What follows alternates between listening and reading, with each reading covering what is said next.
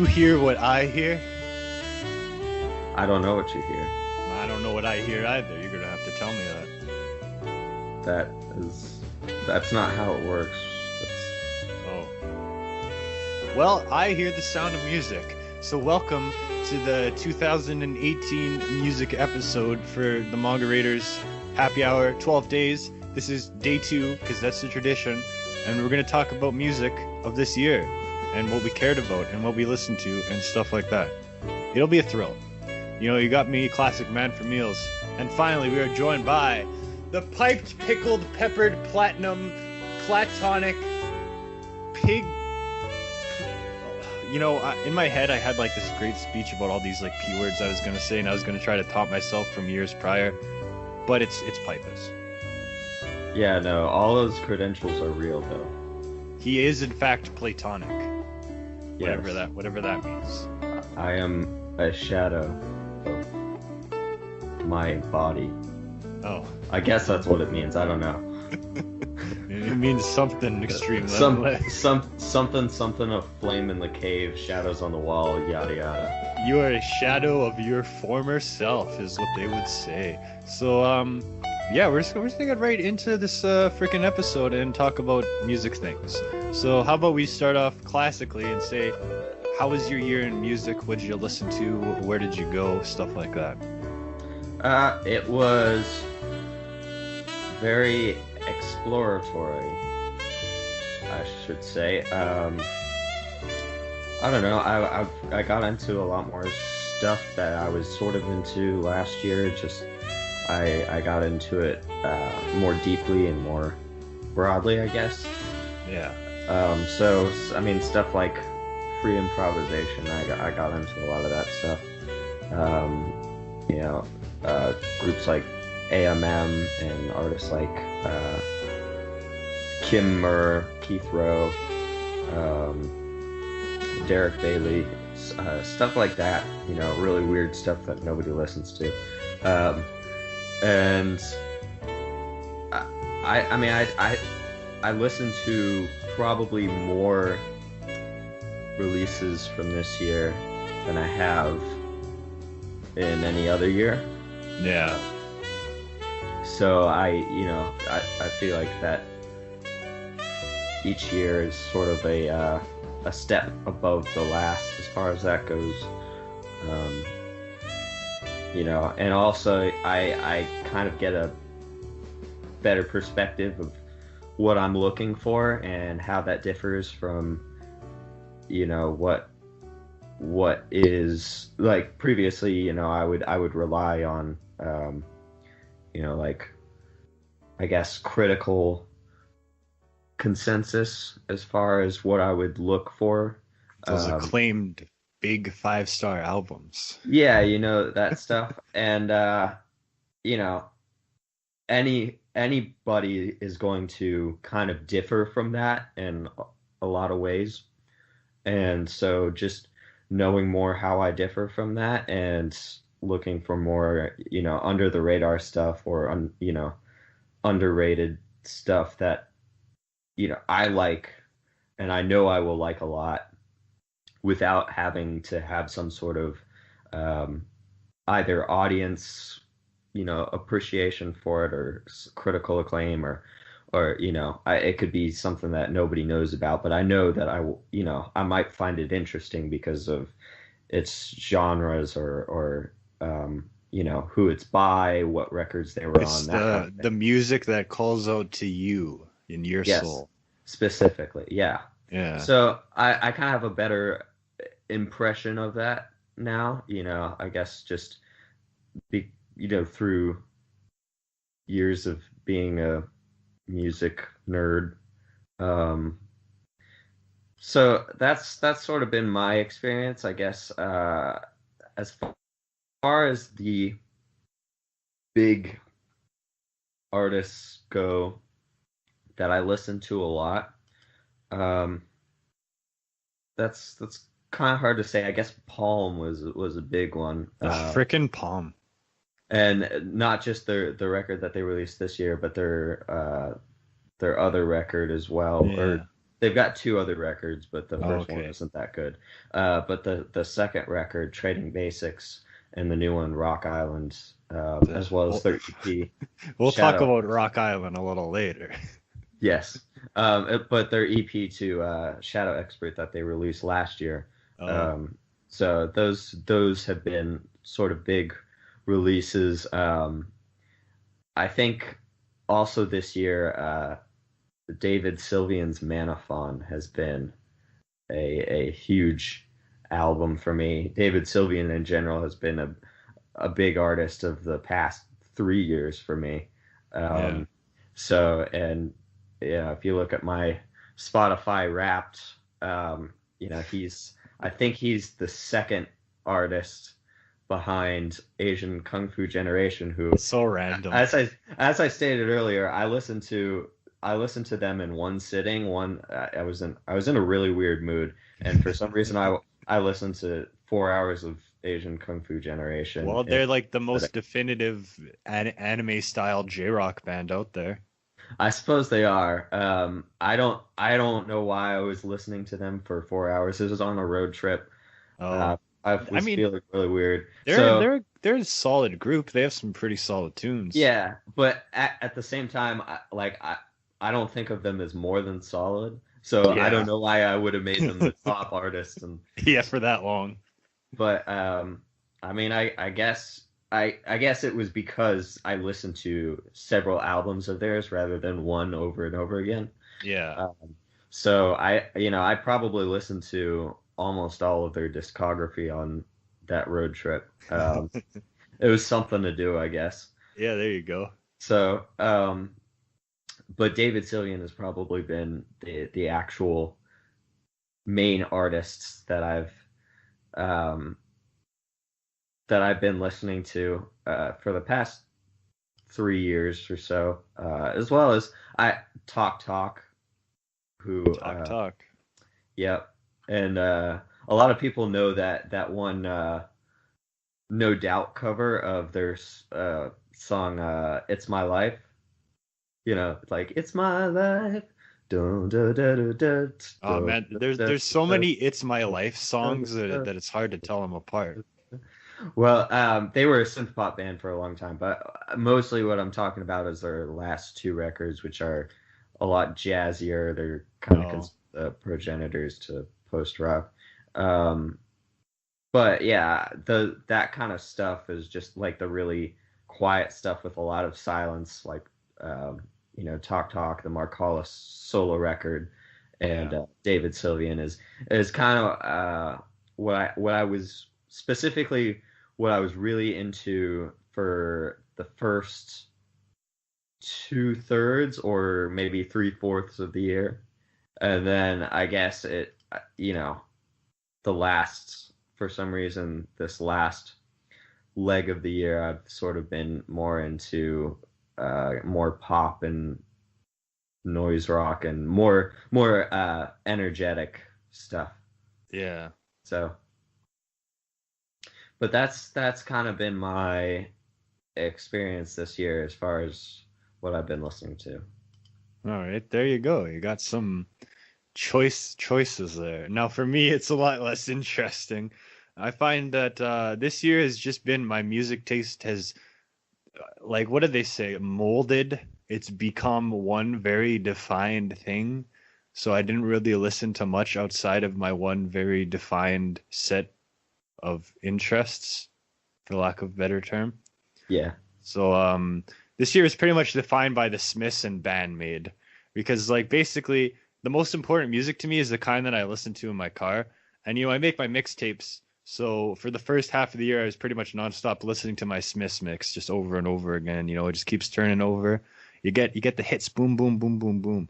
And this it's the music that powers me, because the Smiths I listened to them before in 2016 and I thought they were good, but only this year did I really fully understand the band and be like, yeah, yes, I love this shit.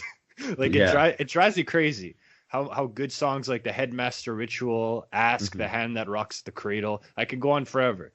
But because for me, I guess I find the music that I really like and I obsess over it, which has been how it's always been for me. So I like to Yeah. listen. I like to know every detail of a song. You know, I can hum the bass line to What Difference Does It Make, really listen to all the Hmm. parts in a track and try to absorb it for my own Yeah. music. Yeah. So first it was the Smiths and then Bandmade. Bandmade were a band that like I knew them when they released their Thrill video in 2015 and I was like they're okay. They're probably just going to be one of those okay bands. And last year I listened to their first real album Just Bring It and I thought it was pretty good. Mhm.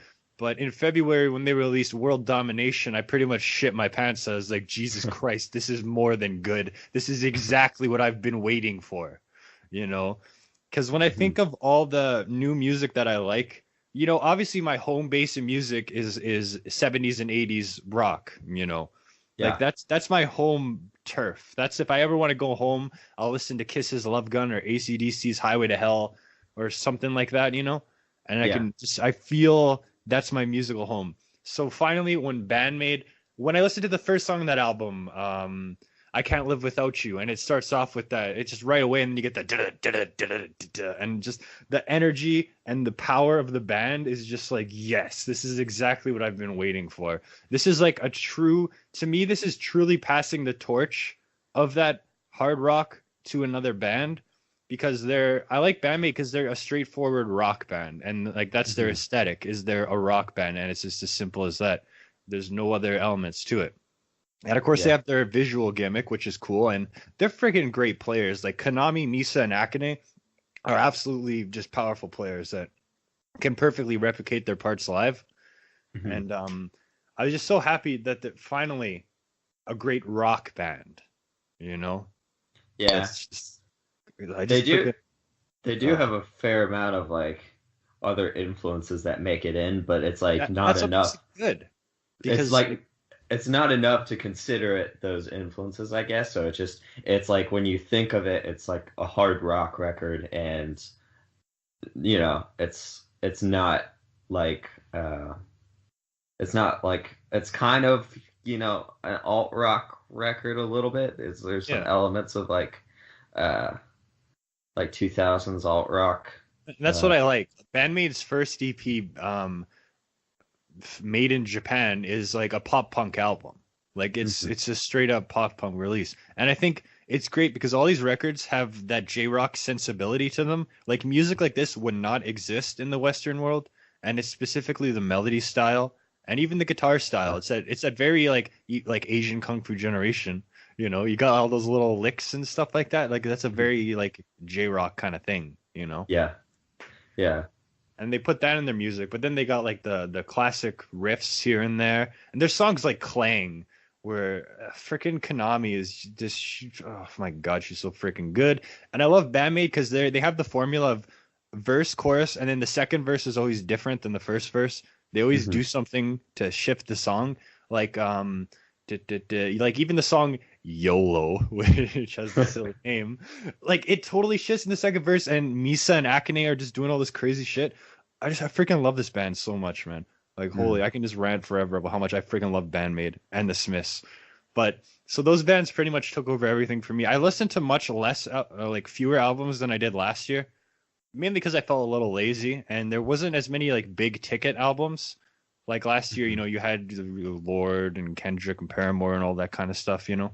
Yeah. Like for this year, in terms of like I hate to separate it and say English music, but there wasn't really a lot for me. Like Carly Rae is probably like next year that she's releasing her next album, Hmm. and every other group I care about pretty much made an album in the last 2 years anyway, so they're not Yeah. going to make one this year. As far as like electro pop, synth pop, and stuff, there's probably plenty for you. If you like, I know that for some reason I can't think of it, the any of them off the top of my head, but I know there were some pretty. Like Robin. Yeah. She released an album called Honey, and that was a very well received electro pop record, which you may want to check out. Yeah, like I'm Um, sure there's tons of stuff that I just didn't pay attention to. And I kind of realized this when I was scrambling to listen to more stuff for this episode. I was just kind of yeah. like, wait, it wasn't that this year sucks in music, it was just that I didn't listen to a lot. Yeah, you kind of gotta look sometimes. I mean, Yeah, because because you can't. Yeah, sometimes the artists you follow release, stuff that year, and then sometimes you have to look for new blood or just stuff that you haven't heard before and to find your fix. it's like you're saying, like I'm definitely into more like big ticket kind of groups. Hmm. So sometimes I ignore the other kind of stuff, which you definitely have to like look to find the other kind of stuff Yeah. because it's not like in your face as much, you know? Hmm. So Well, yeah, and yeah, aside, I mean, I get that appeal of like the larger acts, you know, yeah. having hype around them and having I often do having like I do lots of like the hype. extra musical things that a lot of extra musical things that sort of enhance the experience. At the same time, there's no reason that the music itself from a lesser known artist can't be just as good, if not better. You know? It is true that the hype sometimes makes like it's like like again Bandmade they make freaking amazing music, I love it, but the hype and or well they're not the biggest band in the world but they still have something that's easy to Mhm. follow, whereas like smaller bands they aren't as like I don't want to say easy to follow but easy to just kind of like get a grasp on Yeah. when there's not as much of them, you know. Yeah, and there's not as much of like like music videos and Yeah, uh, exactly. photo shoots and all that. You gotta kind of get an impression of a lot of those bigger artists. Then again, not having some of those things is sometimes part of the appeal of those artists too, Yeah. because it's for some artists having like 50 photo shoots and um, having album trailers and yada yada yada is sort of not Overdoes it. yeah, it's not consistent with their mission statement, so to speak. Yeah. um like the Smiths, I mean, the Smiths have been around for a long time, so they have a lot of media around them. A lot of But history. at the time, if they had if they had the image that Bandmade did or something like that, that would be very silly. It would go um against the idea of the Smiths, yeah. yeah, exactly. So, and they were kind of, I guess they did achieve a pretty high level of success during their time, Yeah. but when they first started, it wasn't like that. Yeah, and They the thing about the Smiths were that a I'd more never underground group. yeah, the thing about the Smiths I never understood is like before they're like, yeah, we make music for the common man, whatever. That's why we're called the Smiths. I was like, man, is there anything the common man finds in a freaking oh, and just all the craziness, you know? I was just like, is this your music for the average man? Well, they Is they this were like like, their whole thing was kind of like they liked a lot of like 60s yeah, but jangle groups. So they were it they were drawing on pop music. it makes Pretty much. sense now to me when you have songs like I Know It's Over and Yeah. Nowhere Fast. I Want the One I Can't Have. These Hmm. are like lyrics and deliveries that are very specific yet very relatable in a way that like other groups of the time there's not that kind of connection. Like a song like I Know It's Over is probably Morrissey's the best lyrics that he's ever written, you know? Hmm. Because that's the song where he really just freaking digs into something that I haven't really heard in another song of its kind, you know? Yeah. So I kind of That's understood that appeal more, you know? I'd say lyrically, I don't know. I like a lot of the lyrics on "The Queen Is Dead." I Yeah. particularly like, um, I guess I would say, "Cemetery Gates" is a good Cemetery one. Gates, yeah. Just the whole idea of the song and the Yeah, concept of it, and you know? frankly, Mr. Shankly is a good one too. I don't know. It's I, really I suppose I like Morrissey when he's trying to be funny most yeah. of all. I feel like So personally, I feel like most of the time he is, but it's just his yeah. delivery. Like I feel like there's always a comedy in everything he does Hmm. that's not instantly clear. There's kind of an irony because when he tries to get earnest, it's I think his way of his expression of earnestness, uh, Yeah. I guess that's the term, um, are maybe a tad bit dated to me. I think uh, I think of not I know it's over, but certain lines, and I know it's over. Um, that kind of do that for me at least. That are kind Yeah. of that feel a bit. But I mean, that's just me. It's um, that some of those lines feel, you know, a tad bit. He's sometimes on the nose or preachy, if you know what I I know mean. I Like, know what you mean. It connects with people differently, definitely. yes, yeah. And songs like "Meat Is Murder" are obvious. Meet It's His like, Murder was too far. That's I hate that song. Like he went too far at that track, really. Like but it's ridiculous.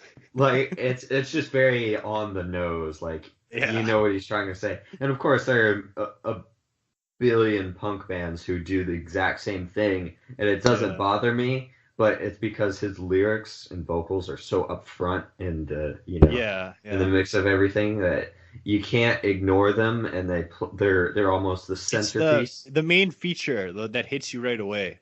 Yeah. So Yeah. even though the thing that I appreciate most about the Smiths is Johnny Marr's guitar work, it's uh, Morrissey that kind of is the center of attention in every song. Yeah, So because like Johnny Marr, like sometimes like if you listen to Smith, you might not realize how freaking unbelievable his parts are in the songs mhm. until you try to freaking learn them, and then you're just like, what? Like Yeah. even a song like Nowhere Fast is pretty simple, but he's doing funk and country in the exact same song at the same time on that track Mhm. and stuff like that. Like there's so many parts that are just so intricate, and it's like how, you know? Yeah. And that's why I love him so much. But yeah, I found this year I listened to a lot more of just my normal stuff. I had my AC/DC Iron Maiden comeback. The one album that really hit me was The Clash's Give 'Em Enough Rope.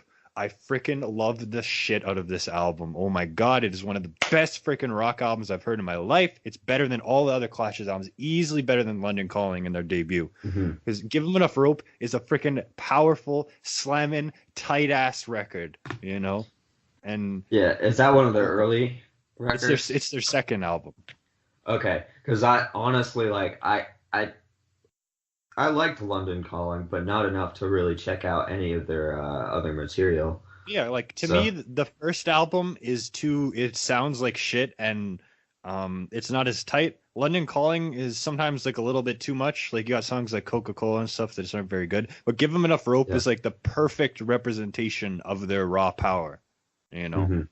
And I freaking love that album. But yeah, otherwise, this year has been pretty straightforward for me in music. I've made 5 albums and 2 EPs, which is 2 less than I did last year. So, Wow. That's you're but slipping. my music, I made my 3 best albums so far: Skywalk, Post America, and My Nonsense. I've just been Hmm. like to me, making my music is the most important thing, Hmm. period, for me. Yeah. And I'm still in the same setup. I haven't changed anything. I'm still just here in my basement making my songs with my shitty equipment Yeah. and trying to make it okay. But I find I want to make the kind of music that I really like. So I've been listening to more of like again, the Smiths over and over and Band-Aid because I really want to make music that can capture the spirit of like Psycho and Bish and capture that energy Yeah. and while utilizing elements from the Smiths, Buddy Holly, Misfits, Sonic Youth, Clash, and all that stuff, you know. And I want Hmm. to tighten my approach so I can make songs that like I really need to learn how to make music in a normal way, like actually Yeah. compose stuff. Because like on my last album, I was trying to do like guitar harmonies, and I was just Hmm. like, man, I don't know what I'm doing, Yeah. you know. So There's I a hope, lot of trial and error. yeah, because this year I have made songs that I'm definitely very proud of. I say I've been less creative this year, and I haven't really been as crazy because I want to make like tighter music, and I want to be better at singing, but I don't really work on that too much. But yeah, one day I'd like to not just be a one-man band that plays in my basement. That'd be nice, but this is where I am, and You next gotta year stop. You gotta stop refusing the metalheads. I know, but like it's that's the thing. In my city, people who play music are just like that kind of stuff, it seems like. Or they're just a bunch of hippie weirdos or something like that. Like it's like people who are like, yeah, I like to just play metal and get high, you know? So it's like where are my music people? Is there even another person in my city who likes Psycho Omori? You know? I don't know. Introduce them. Yeah, that's the thing. I need to show people this stuff and maybe they like it. Yeah, I mean I honestly, I mean I've found people that are kind of into a lot of the same stuff that I am. Some of it at least. Yeah. But a lot of the other stuff, you just gotta introduce people to it. I mean, they might be Yeah. into part of what you're into. They might be into AC/DC and Kiss, but you have to show them the Smiths Yeah, uh, true enough. and Psycho Umori. So You got to go I from one place. Yeah. yeah. So I mean, I and also a lot of metalheads are going to be more competent at their instruments than you know any bozo you find out Oh, in absolutely. up there who's into the Smiths. I diss metalheads, but I know that metalheads are very, very great players who are very disciplined and will learn how to play a song exactly and do crazy shit. You know? Yeah. Like I know metal like if you get someone if I find someone who's like really into like the Velvet Underground and Sonic Youth, I don't know that they'll exactly be the best players in the world. You know? Yeah. Well, no, also, uh, you got to pay in mind a lot of the like guitar players and stuff on those Psycho Umori records, they're from metal bands. Yeah, that's true. And Psycho has collaborated with a lot of metal bands, and because they're like in Psycho songs, like she gets all these amazing musicians who know so much and can do so many elements in the songs, Mhm. and then it just Psycho just does her thing over all of it, you know? Yeah. So I don't know. I definitely like because at the core of my music, I just like to slam things, and I have a lot of energy that I wish I could get out and perform with, you know? Mhm. Like I at the end of the day, I like to just is hit things and go mad, Yeah. shit like that. But one day we'll see what happens. So yeah, that's that. So yeah, I think I covered everything there. I guess now we'll have a brief discussion on the actual year and the Billboard charts, which to me are an absolute desolate wreck of stuff that if I could care about it, still wouldn't. You See, know? I mean, I always take it with a grain of salt because none of it is what I would normally listen to. Yeah. But, I can appreciate some of it and I can even, like some of it genuinely and not just appreciate like, oh yeah, that somebody put a lot of effort into the production of this. So I mean, there's stuff I find um, to appreciate about it, even in like trap, which is not it's not really my thing. I can listen to about 5 trap songs in a row before getting bored. Um, so, because I know that there are people who like it, and a genuine like, and it's a lot of people who are who like it in a uh, not just in an it's on the charts, it's popular, so I have to like it kind of fashion. They genuinely, this is the music that speaks to them, Man, I know a and guy who got a tattoo that says numb. Someone was like, "Oh, is that for Chester?" He's like, "No, man, this is for X." oh. Well, see, X is slightly different. X is from the SoundCloud Yeah, rap scene. He's not express. He's There's a little bit of trap sometimes in his music, but to be not honest, expressly. I'm very ignorant about this kind of music because I absolutely despise it. I think it's horrific, and want nothing to do with it. So I pretty much associate trap and SoundCloud rap as like the exact same thing. There's a lot of trap on SoundCloud. However, it's not always the same thing. And also, SoundCloud is going to be uh, a bit edgier. It's going to there's going to be stuff that's a little bit more a little bit less populist. Like you listen like Not meant for the charts and radio play. exactly. Even though it's using some of the same tropes, you're gonna find stuff that's a little bit like for instance, Denzel Curry was from the SoundCloud rap scene, Yeah. and I actually really like Denzel Curry, partially just because he's a really good rapper, and he's able to he it's and he's got a really good sense of rhythm too. I find that lacking in a lot of trap because a lot of them, it's not, they don't have a great sense of rhythm sometimes, or maybe they're just inebriated when they're on the mic. Probably. So, I mean, it's either way. I find that Denzel Curry's music has a lot more energy that I can relate to. Even though sometimes the production isn't fundamentally different than a lot of the other stuff, it's got a lot of the same tropes. Yeah, like I think like trap production, like even like the trap elements on say like Damn, I thought were Mhm. okay. I suppose the trap elements could be like those like little voices, like the kind of stuff in the background and Mhm. whatnot. You know what I mean? Like, would Yeah, you call that well, trap? I I don't know precisely what you're referring to, but I Neither do would I. think the main thing is the drum grooves and the Yeah, sub bass and the auto-tuned vocals yeah, I think is that's really kind of the what I mean. Yeah, and there's a lot, usually there's a lot of like kind of spacey synth pads and yeah, synths on it, like synths that sound very much like synths. right. Sometimes there's samples. But it's really in the drum style and a little bit in the delivery. I know that like Kendrick uh, doesn't really do trap delivery really so much. Yeah. But so going down the list, the first song we've got is "Perfect" by Ed Sheeran. Freaking, there's Ed still Uh, holding out. yeah, I mean, I guess he's not leaving. This is his last song on the charts from his last album. So Oh. unless he releases like a music video for another one of his songs, I don't think we'll be seeing another single from him until he releases another single. Or maybe Uh, his next album kind of thing. Yeah. yeah, another single from his next album is what I mean. Right. Um, and I thought, to me, this is one of my least favorite on the list. Uh,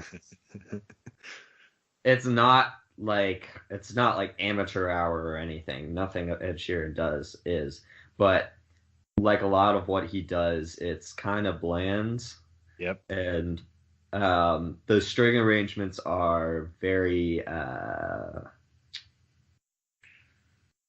corny, I guess. But Right. um, I guess the appeal is that it's supposed to be romantic, and for the majority of the world, it probably works. So I can't fault it too much.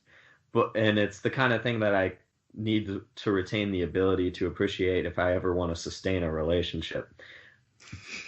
But there's not one single thrill that I get from it personally. Yeah. Um, and it's got that kind of like for instance, the line "fighting against all odds" is like that kind of rom-com self-importance that people attribute to their relationship. Lord is the same way a little bit with the Louvre, which it's like the broadcast, the boom boom boom boom, and they come. Oh yeah, yeah. Yeah, that kind of like, hey, look at us, we're so important because we're in a relationship. I gotcha. So, which I like, Lord. Don't get me Oh, wrong. to me, that song is a definitive anthem of this decade in terms of its tone. But yeah, But yeah, that kind of thing, it just always makes me roll my eyes, I guess. I gotcha. I Yeah. was gonna say roll my R's, and that wouldn't have made sense. Lord, Lord. I can't really roll R's. I can't find. Perca, Um, perca, Lord. if it did make me roll my R's, I would not complain at all because I can't roll my R's. So Louva, it'd be the one time when I actually have that ability. My voice cracked. Royals. It'd be the one time when I actually have the ability to do that. Oh, So I want to do like that Sheena Ringo R rolling in my music. oh yeah, the um Da-da-da. And yeah, it's in that one song, but I Yeah. don't know. I don't. Rolling R's isn't a thing in Japanese, but she does it anyway. No, Um, it's perfect. um, so that's sort of what I think. Do you have any thoughts on the song? No, it's Ed Sheeran. I have no thoughts on him at all. He's one of the most like harmless background noise. I don't hate it, but it's just like freaking cars going by on the street to me. It's just another sound in the Suppose. background. I suppose. I mean, that's sort of why I find the song to be probably the worst on the. I don't. I say that I may find we may get to another one and I may like be like, oh, this one's the worst. In Yeah. fact, I think thinking now the Maroon 5 one is probably the worst, but we'll get to that. All right. Um, Yeah. so the next, by the way, I should preface this. These are Billboard number ones. So this Yeah. is not the top 100 Billboard. This is number ones that sustain Wonders. for a week to however long. I think A good uh, while, some of these songs. yeah, some of them like 7 weeks. So the next one is Havana by Camila Cabello. I Camila, actually listened to her album. yeah, what'd you think? Very like not bad, but like I kind of wish that she went for the Cuban thing more, so there was more elements of that music in her stuff because like there's this song, but then the rest is just kind of boring. Like I wish there Yeah. was more of like that Latin style in her music. It'd make it more interesting. Well, she's from Fifth Element, so it's as far as being in a very well-known group, there's only so far you can run from that. True Um, enough. as a pop artist, at least. Um, but what do you think of this song specifically? I found it to be kind of forgettable because when I'm trying to recall it, I keep thinking of the melody of Despacito. So See, I can't even remember the melody to Despacito. it's just Um, like da-da-da-da-da-da-da-da-da-da, just that chorus. But I mean, I thought the song was mostly nice. It never yeah, really I don't gets mind it. it never really gets off the ground. Which is the Uh, thing. It does. There's no jump in energy. It kind of just stays at a consistent like medium low level kind of as far as the energy yeah, goes. So it's hard to see why it was a number one because a lot of what people like as number ones are either like sappy ballads or tracks that are really hype. Um, yeah, yeah. I don't know. so it's not a bad song, but it's just not what I would think of as a number one. No, Uh, not really. And the whole album, like, there's some of those like what I really don't like on pop albums is when they have those like piano songs where they try to do vocal dramatics and stuff like that. yeah. So there's some of that on the album, which I always detest those songs. And yeah, I wish there was just more interesting bits in the instrumentation and stuff overall. I will But say that the video is very memeable. yeah, I mean, it's already been memed, but I mean, even parts that haven't been memed are very memeable. oh definitely. Um, Also, Young Thug's voice always makes me laugh. There's just something inherently funny about it. It's like that Lil Yachty Sprite commercial. That's like Oh every yeah, yeah. that's every Young Thug verse for me. It's like it's Little just got Yachty. that. Um, and I'm sure Young Thug. Yeah, I mean his lyrics are rarely even 60% serious. So Yeah. um, the next song on the list is "God's Plan" by Drake. Yeah, if Drake releases something, I will not listen to it and do all I can to avoid it at all costs. So I don't know any of these songs by him. This one is well, I'll just say that you're not missing much.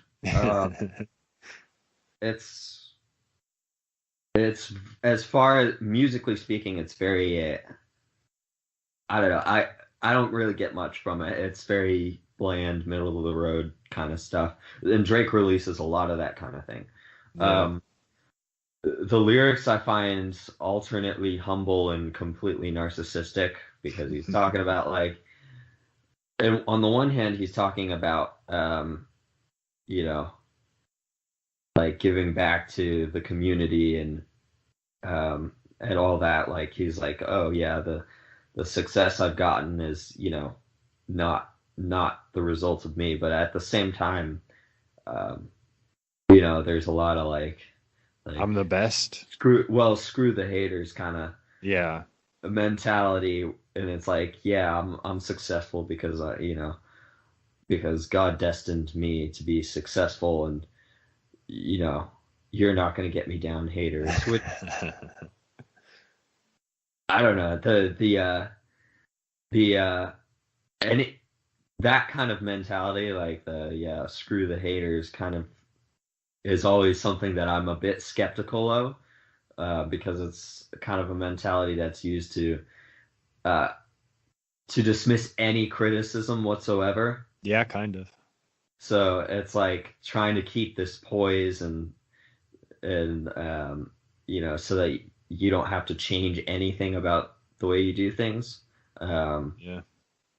So, but I mean, I guess that's not something, there's genuinely people who will just throw, random baseless criticisms at you, especially if you're famous. And Right? Yeah, especially if you're me and you just have like a built-in hatred for an artist with no actual backing.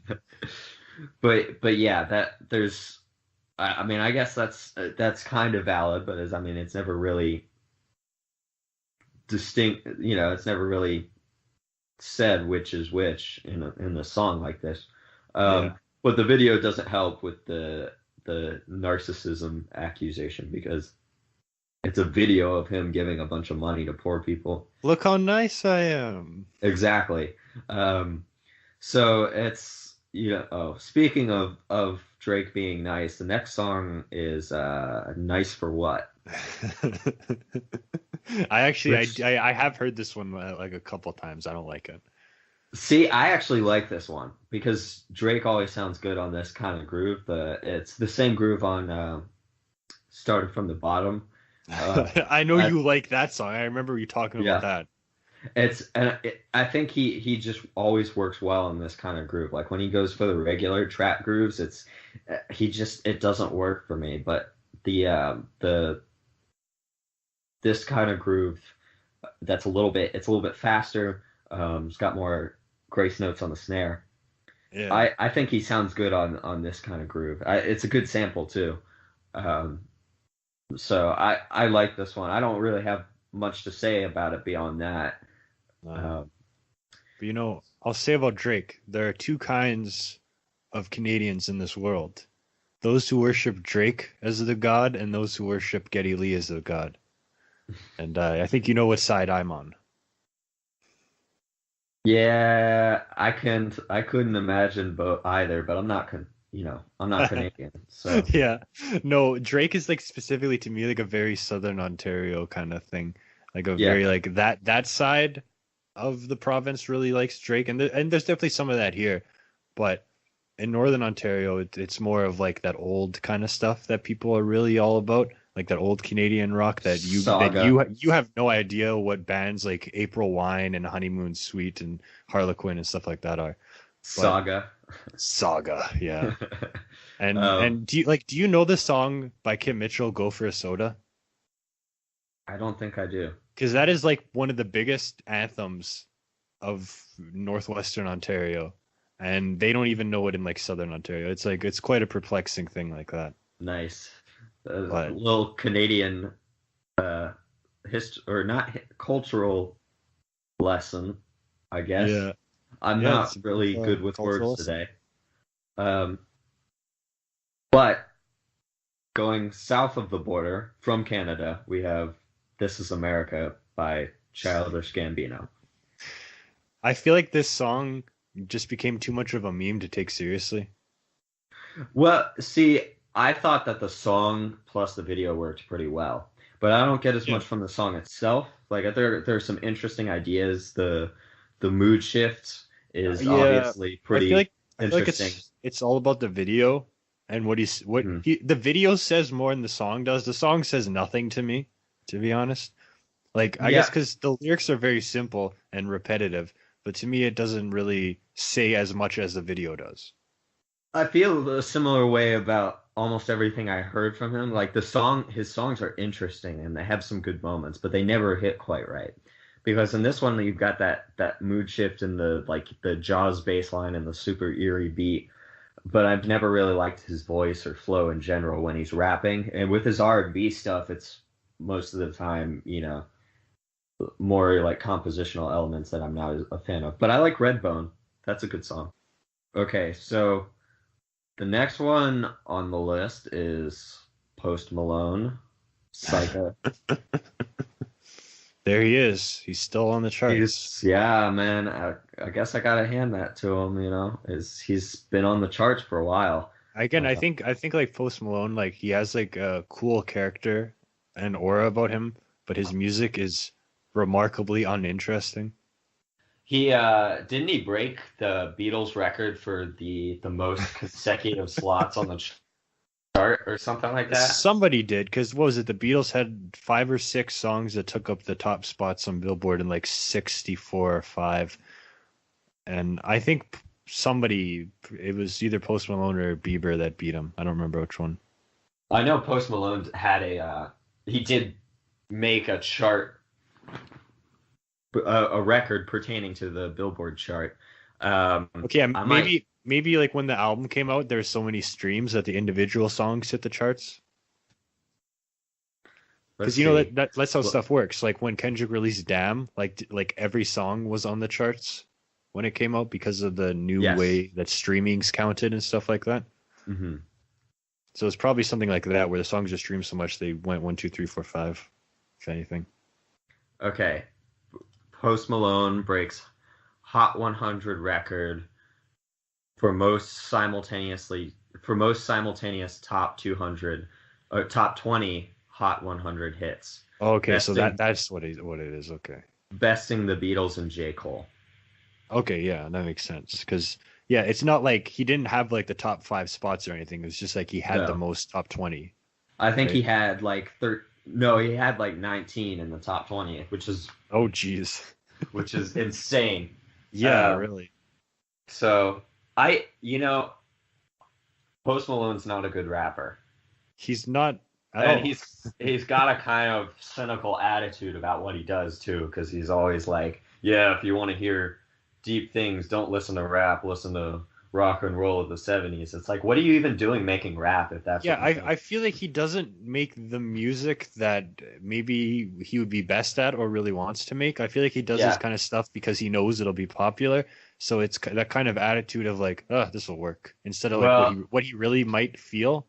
yeah, and it's kind of insulting to the people who make, Genuine rap that, songs yeah, well, rap that they actually, care care about. about. Talk, that in which they talk about things that they actually care about, you know. Yeah, and instead Um, of a song like Rockstar where he just kind of mumbles a bunch of yeah. cliches. So I mean, I don't. As far as his music itself, I don't hate Post Malone actually. Uh, his voice sounds his it's got a nice timbral quality, and his production is always pretty vibey. And this song is no exception. Also, I like the way Dolla Sign, I sound very white saying that, sings "Girl, You Look Beautiful Tonight."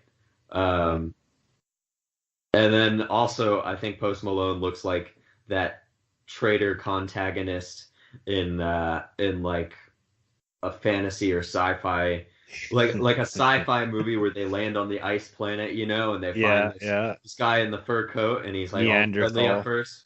He's all Yeah. friendly at first, and then he turns on them, and he's like, "Sorry, but I'm a capitalist. I care about the money." They came first. There's nothing I could do. Yeah, so he looks exactly like that kind of Yeah, person. yeah.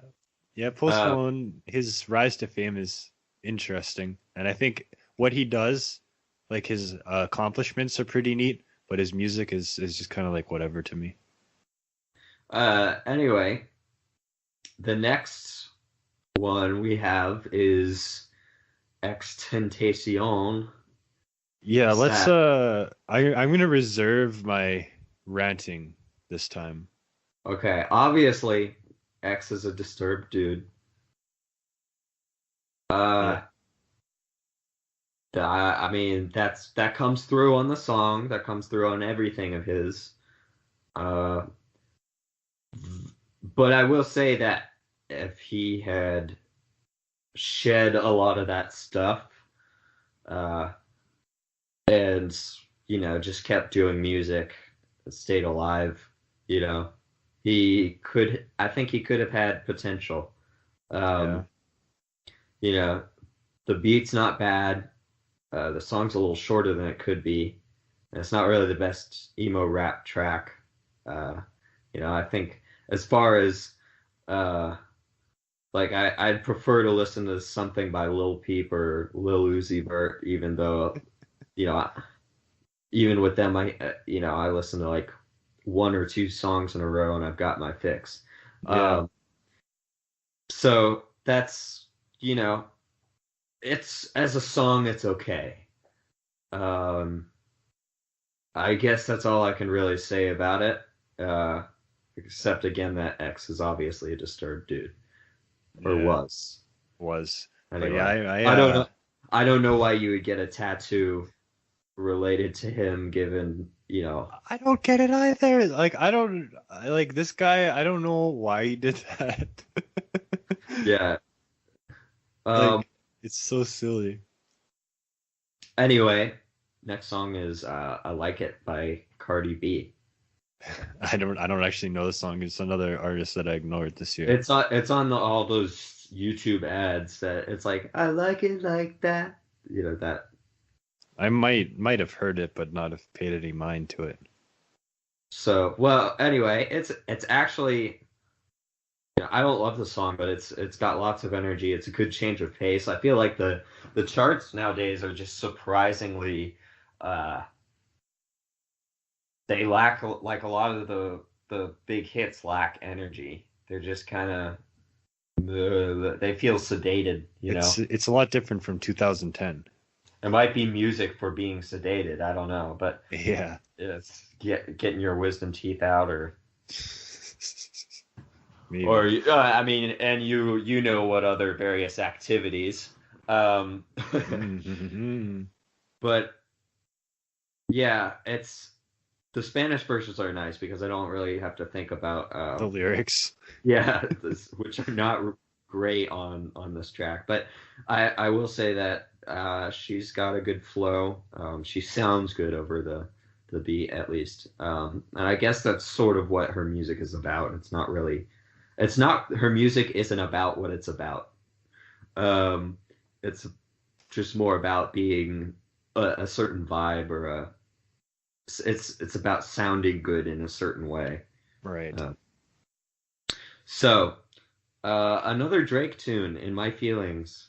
Um, it's another one of those grooves it's like it's he sounds good over it. The chorus melody is fun. But I'm not crazy about the sampled vocals. His producer does this thing where he takes like bits of the song and or bits of a vocal and he just triggers them at certain moments and Oh, it's cool in concept but it never works in context. um you know I feel like it could be done in a much more fitting way. But it's really jarring all the time. And he does this in a lot of his songs. This one in particular, but there's another one as well that he does this, and it's very jarring. Um, yeah. I only know the song for what is this the Kiki song? yeah. Yeah, that's all I know. So anyway, and I guess the last one is Maroon 5, Girls Like You, which Maroon 5 still in the charts after all this time. yeah, after releasing an album called Red Pill Blues with an Which 11-minute track. that title just I know. and all of the like. I only realized, um, I think it was last year or the year before. Maybe this is a new single. Maybe it's not from the album, but I only realized last year or the year before that Maroon 5 has 7 members. What? Yep. I think it's a play on Jackson 5, who I also recently realized has 7 members. Oh, I didn't even know that. Wow. So I don't get it either. It's crazy. I wonder if Family Force 5 has 7 members. Uh, Frick. Well, I guess that has to be the new music joke. If you got 7 members, call yourself something 5. but anyway, yeah, the song's really bland. Also, Cardi B is a really weird choice for the song. Like her verse isn't bad, but she's just a really weird choice for the mood of the song. Yeah. Um, I feel like that's been a trend lately is shoehorning the rapper of the year Into the into song. songs that really don't need a rap feature. Yeah, Um, yeah. Like nowadays, like it seems like the era of Pitbull has ended. There's no more Pitbull features, no more Pitbull in the charts. His era is done and over. I feel It's like that's been a long time though. it's been a long time. Probably that Timber was probably the last Pitbull hit. Yeah, I mean the last he was on that one Rico Iglesias song, I think. Oh, I'm gonna miss Pitbull. I'm gonna miss the guy. I now that he's been gone for so long, I kind of miss him being in music. Yeah, I don't know if I can echo that sentiment, but Because he's so silly. Will I Am hasn't showed up in a little Oh, while. Will I Am. Yeah, where's Will? Yeah, the Black Eyed Peas did release an album this year. That's apparently I didn't even know that. pretty good. I don't know. Some Oh, people say it's pretty good. I probably would not like it, but yeah. I think Fergie released an album this year or last year. I don't remember. I don't know. I can't It it remember. it came and went just like that. Yeah. Um, so that's the year in pop music as far as the number It's one so song. strange that number one's like. I wonder when will Maroon 5 disappear? I feel like ever I since don't know. like you had like Payphone and Moves Like Jagger, and then they just kept going from there. You know. Oh, But I mean like they were like chart toppers way before that too. The yeah, but I feel like that's when they started like this new pop era of Oh yeah, themselves, like that yeah, I know super what you're pop. talking. You know what I mean? Yeah, the like tropical house thing. Yeah. Yeah, I And I'm I don't think I've liked a single new Maroon 5 song in quite a I few years. yeah, I like Payphone, and I came to appreciate Sugar because one of my friends can actually sing the falsetto parts in Sugar, and it's quite fascinating to watch. So he was doing that as kind of like, okay, that song, I kind of appreciate it now.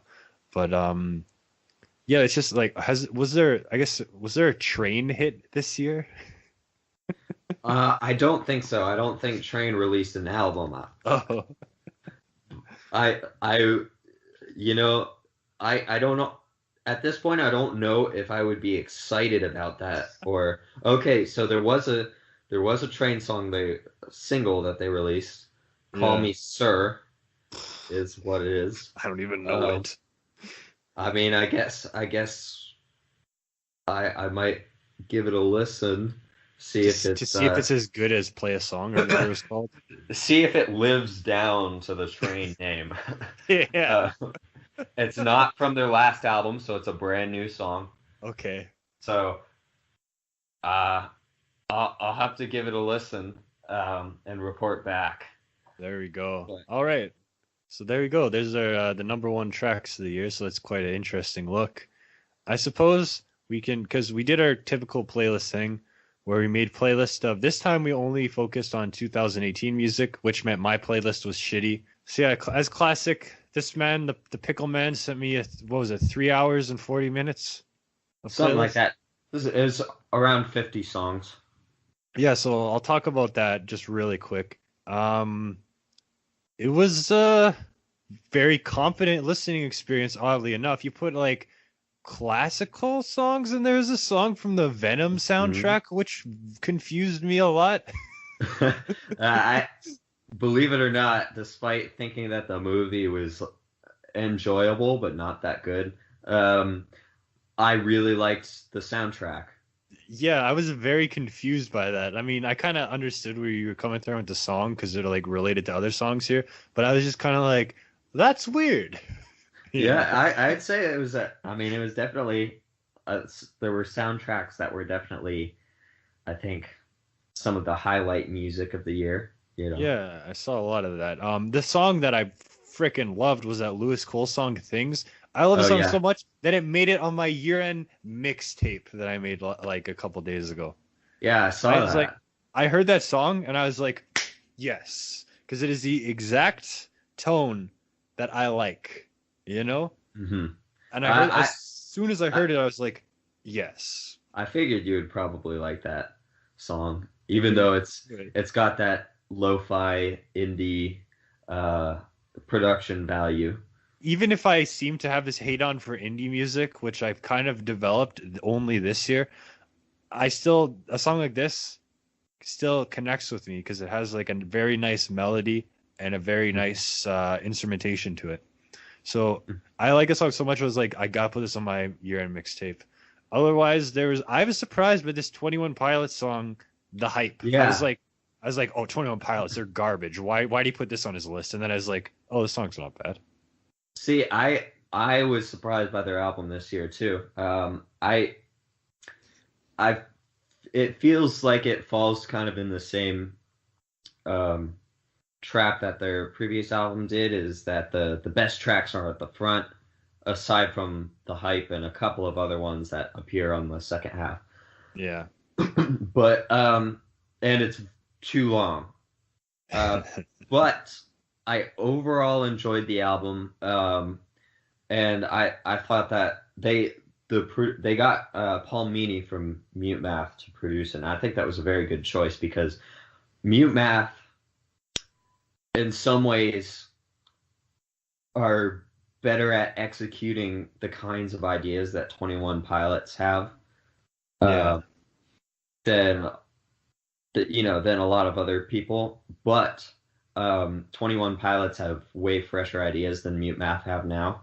So it was a very symbiotic uh, relationship because you had 21 Pilots ideas going into the mix, and they feel more contemporary than Mute Math does. But you had Paul Meany helping them execute a lot of those ideas in more depth. Like there was more intricate stuff going on with the drums and the drum textures. It was more different kinds of, whereas before they would use like one drum machine. Um, so or just one, drum sound. And so as a listening experience, it wasn't bad. I liked it, and I really liked that song and a couple of Mhm. others. And I thought they were some of the, I thought they were highlight songs of the year. So I decided to include it. Yeah, it's an interesting choice, definitely. But yeah, I thought like I listened to the playlist when I was playing Black Ops 4, and I thought it it made for a very fun experience because I was just kind of sitting there, was playing the game, songs are coming, and I was like, man, this is going to some weird directions, but it's kind of working, you Yeah. know? Like I thought it was fun. I liked the song title "Never Fight a Man with a Perm." The song was all right too, and I really like the name. Damn it, I'm mad. Is that like a guy Yeah. or a band or? It's a band. Yeah. It's like a math rock band from Sweden, maybe Oh, yeah. something like that. But yeah, it was a pretty fun list overall. I'm sure we'll talk about more of this stuff in the top 10 albums, but it was enjoyable to listen to, and it was classically long, but I made it through thanks to just playing games when I listened to it. Yeah. As far as your playlist goes, it was a lot of stuff that I already knew you liked. So, Yeah, no um, surprises really. no, I mean, um, I'm trying to think. I liked I liked the Scandal song. Scandal, they freaking knocked it out of the park this year, and that song is their best song ever, I think. I Uh, love the hell out of oh, that and song. of course we had Psycho Mori's Shinigami, which I We'll also had we'll in my we'll list. talk about Kusokawa Party, but yeah, yeah, wow, Yeah, that is the defining song of my year, and I'll talk about that later. and I've heard the Caro Caro Bonita record, Time and Place. So you had Time Today on there, which I um, I'll talk I about the like album that song. later. But I really like that because it has a lot of cool instrumentation and little like a lot of like neat sounds that they put in the track here and there. You know. Also, I didn't know Perfume released anything this year. To be So honest, I only put that song in the playlist because they used the phrase teeny weeny, and I thought it was hilarious that they resurrected that phrase. You know, it's a good song. I mean, I I liked like it. it. It's very catchy. Um, yeah. So I and Harun and Murray, which is you included Carly Rae Jepsen, Palm. A lot of overlap between a lot of those are overlap between our lists. Yeah. Um, And I'll talk about the Carly Rae song. I listened to it a few more times, and I don't think that it's quite uh anthem of sorts. And to me, mhm. it's a very okay song, but I think it's more like that. I hope that it's like I Really Like You, where it's like a weak first single and then the album is better, you know? Yeah. Because to me, the song, it's fine. It's hmm catchy and all, but it's not like amazing. It's not like Run Away with Me, you know? Yeah, it's a good song, but it's not like an all-encompassing song. It needs a foil to give it context. Yeah, so I hope that the next songs, because again, I Really Like You doesn't give you the full idea of what Emotion was going to be as an album. hmm So I hope that it's just one of those like, here's a song, it's catchy, enjoy it kind of thing. Okay, so I guess we can move on to our year-end lists. Yes, the top Our 10 albums. yes, and we can start with number 10. You can go first. Yeah, so number 10 for me is going to be Caro Caro Bonito with Time and Place. I have only listened to the album once, but the record copy is coming. They just shipped it the other day. Mm, I thought it was pretty good. I'm happy that they evolved their sound and hmm because this is definitely like they did a lot on this album, like a lot of different kind of Yeah, things. They really it seems like they just were more explorative and wanted to just do a whole bunch of different shit, like instead of just like doing the same thing as last record. I yeah, think I liked that aspect of it. I love the song Swimming. I think that's an amazing track. Swimming is a good track. Yeah. I think Uh, maybe not all the songs are great, but it was pretty fun. hmm That's the way I felt too. Is that not all the songs are great, and not all of their rabbit trails really worked in context of the album, and also having I feel like the straight electro pop that sometimes gets weird um, was a bit more of an interesting of a contrast than like The noise. well, I thought the noise was cool, but they now they have more of like a lo-fi pop sound. Yeah, because they had their EP earlier this year, and the song "You Know How It Is" wasn't included on this Yeah. album, which is just that loud rock song. I thought it was hmm a pretty good song, but the more I listened to it, it was just kind of plain. You Yeah, know? it's they've got a more like a lo-fi indie sound, which is not as interesting to me these days. So you have to have really good songs to make up for it, and Yeah, sometimes they did, and what did and you think sometimes of they didn't. what did you think of Only Acting? Um, See, that's part of what I'm referring to because my favorite Yeah, part of the song is the noise, the weird noise and the glitch the stuff at the CD, the end. CD skipping kind of Yeah. stuff and all the craziness. Yeah, The because rest of I the didn't rest like of the song. I didn't like Oh, go how ahead. I didn't like how she unintentionally was out of key in the song. Yeah, the rest of the song I didn't care for. I mean, Mm. that's despite being, like one as far as music nerddom goes, it's one of the more notable or noted songs of the year. You know, even if people didn't like it, it kind of made a splash when it first Yeah. dropped. But Um, again, you got well, okay, I guess because it totally like goes well, not goes against, but it's so different from their other stuff. yeah. That's kind of like, well, look what they're doing now. But then again, you have again Time Today, which to me is just way better as a track because it's a Hmm. really good song, you know? And I also like the song Make Believe. That's probably my favorite on the Yeah, album. yeah, that was good too. My number 10 would be Current 93's The Light Is Leaving Us All, Oh, which what's that? I put a song on the playlist. A Thousand Witches was the song. Oh, that weird song where he mentions a bunch of girls' names and it's kind of like folky-ish and stuff. Yep. Yeah, that Um, that was whack. and Current 93 is pretty strange overall as a project. They it's led by this guy David Tibet, who is a very eccentric person overall, and in the 90s released and early 2000s released a bunch of um, genres which are or not albums which are essential to a genre called neo folk, Okay. and and that's that's mostly folk that comes from musicians of an industrial background. Right. So he was like an industrial musician, and then he started releasing folk records. And he, in the later 2000s and early 2010s, he went on a bunch of different um, excursions into like psychedelic rock and avant-garde jazz, and then came back sort of in ambient music as well, and sort of came back with this one this year. That's sort of like a return to form, but it's still different than what he used to do. It's still got more elements that feel contemporary.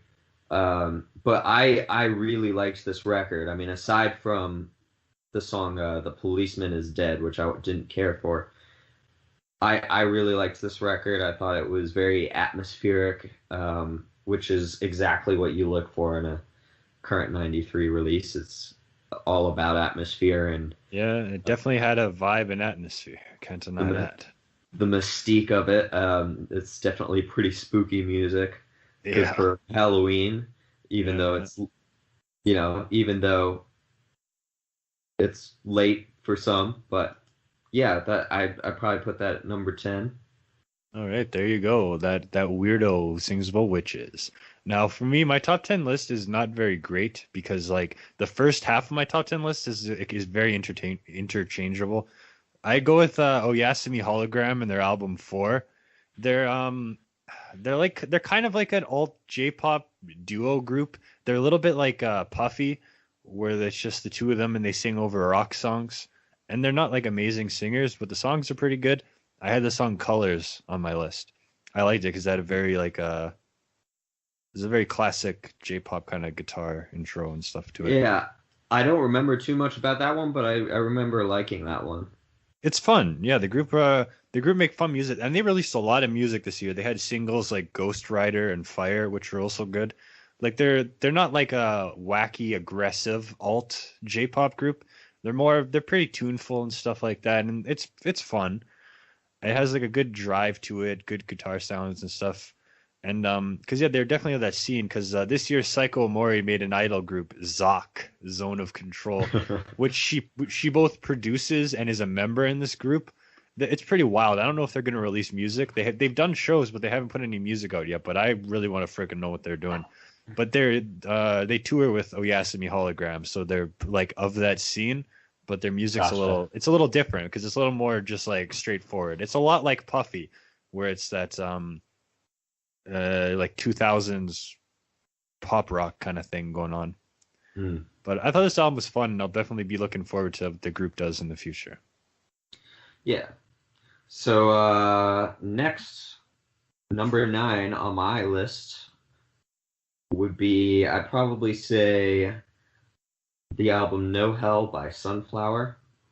That's sunflower spelt with an apostrophe in place of the W. Oh, And wow. this is I wanted to put this on my Spotify playlist, but it's not on Spotify. Um, Well, However, this is like an insane um, it's it's a mathcore record sort of. It's an art punk record. It's uh, a screamo record. It's just sort of a whole amalgamation of almost it's it's definitely within the hardcore sphere, but it's an amalgamation of several different styles within that. Um, and I really like this one. It's got a lot of melodic parts. It's got a lot of really weird um, time signature shifts, and this the songs are the guitar work is very good. The songs are really interesting. Um, it's very intense. The songs are really short. The album's really short. It's a very like part of what I like about this stuff is that you can go into this album and finish it in 15 to 20 minutes oh, really? and not feel like you wasted your time, even if it's not that great. Yeah, fair enough. But this one is that great. So listen to it. Oh, there we go. Sunflower and the edgy name.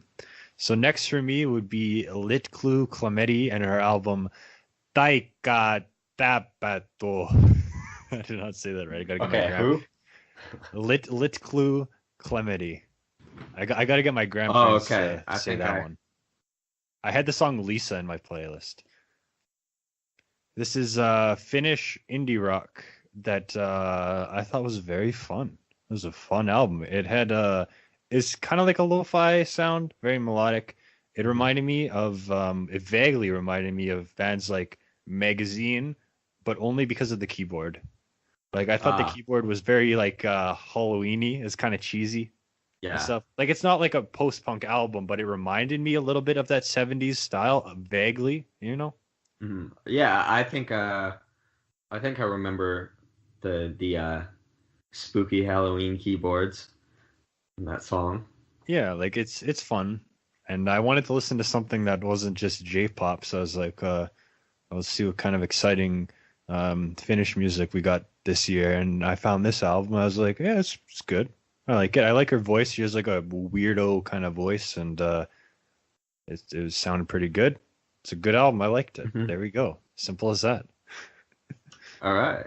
So let's see. Next, I would probably say um, "Brace Up" by Chris Corsano and Bill Orcutt, and this is a drums and guitar duo, instrumental, free improvised. Bill Orcutt plays four-string guitar, and it's as far as this kind of thing goes, like if you like this kind of thing, like free improvised guitar drum duos that go into really noisy territory, it's really good, and I really liked it. And Bill Orcutt has a way of working in a lot of blues vocabulary into that, because he uses like open tunings and stuff, and so it's a lot of the stuff has a tonal center. It's just rhythmically and texturally off kilter. Yeah, So just some guys going whack and doing crazy things. yep, yep. It sounds And all that right. that was a late entry, so that wasn't on the list. Gotcha. But Okay. but Yeah. So next for me would be Pedro with the album Zuzu C. This is a uni D of Bish. This is her solo project. She learned to play bass for this album, and it's only 7 songs, but I like it. Like because it's a very aggressive and like it's not unlike Bish where they just do like the jam and rock kind of thing, and it's still very melodic. But a Uni D is not a great singer, and I kind of love it because like she's not good at all, but she has a lot of attitude and raw energy, like every member of Bish does. And there are a lot of songs that use classic tricks from Bish songs. Like there's some melodies that were like exactly the same. But I actually thought this album was pretty great. I liked it a lot because it had again a lot of just aggression and attitude to it. And like Bish didn't release an album this year, and their singles were not the best. They're okay, they're not great. So I thought this was definitely the best thing related to the group this year. And I don't know, I just hope they make more music because I like this album. It was fun, and it didn't make it Nice. on my playlist because I only listened to it yesterday. But Hmm. I liked it that much. So yeah, there we go. All Zuzu right. C. So the next one on my list would probably be Aviary by Julia Holter, um, which Julia Holter is a uh, um, well, she was trained as a classical composer, as a avant-garde classical composer, and Yeah. she was making like art pop and lo-fi pop throughout the late 2000s and early 2010s, and was branching out into lots of avant-garde territory as per her background. And this is sort of her most experimental release, um, because it's got like a lot of like improvised moments, a lot of like really abrasive moments. Like for instance, the song "Every Day Is an Emergency" has a really abrasive woodwind part at the beginning, and there's lots of experimental electroacoustic techniques used. It's very dense. It's 90 minutes long, but Holy. um, it is. I really enjoyed the album. I Yeah, well, yeah, thought, you were going mad about it. You were like, "Oh my God." yeah, it's a mind blower. I will say that the production on it is a little bit of a hurdle, because it's not quite as I don't know. There are just some very, kind of strange production choices about it that make it sound harsh sometimes. It's also a very quiet album.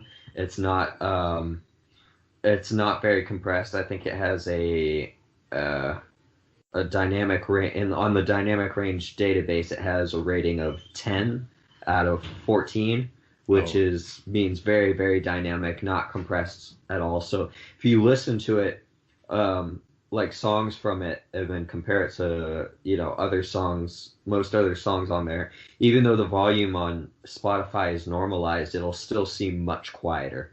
yeah. So um, however, as far as the actual content on the album goes, I really liked it. I enjoyed it a lot. Yeah, I thought the one song you put on your playlist was interesting, but I feel like this year I've been overall less interested in listening to music like this. Hmm. But I thought it was neat, but I still have this kind of like resentment towards indie and specifically indie music journalism that's kind of clouded my view on this kind of music recently. I know Yeah, it's ridiculous, but I just kind of hate. I no, I despise indie journalism this when one it comes to got music. pretty mixed But reviews in oh, did most it? publications. Yeah, well, positive, but not like overwhelmingly positive. And then after it had time to sink in, it featured on a lot of year-end lists.